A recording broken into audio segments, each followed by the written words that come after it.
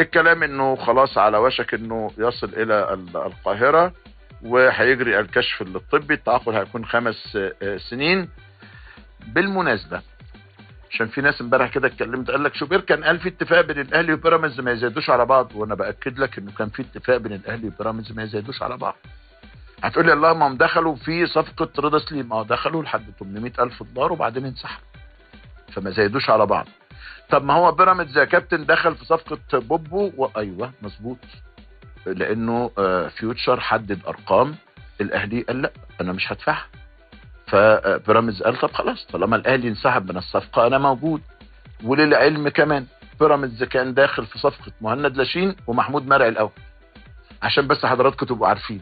انا بقول لك اهو اكتر، يعني بقول لك معلومات.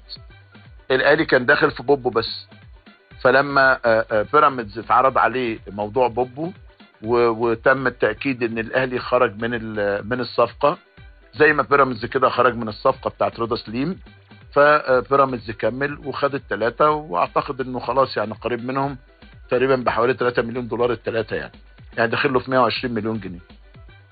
نادي فيوتشر، وده انا قلت لكم نادي استثماري، وقلت انه ما حدش يزعل لا من سيراميكا ولا من بيراميدز ولا من فيوتشر ولا من بنك الاهلي، دي انديه استثماريه فما حدش يزعل منها، في طريقه الاختيار، في طريقه البيع، في طريقه العرض، في طريقه الطلب.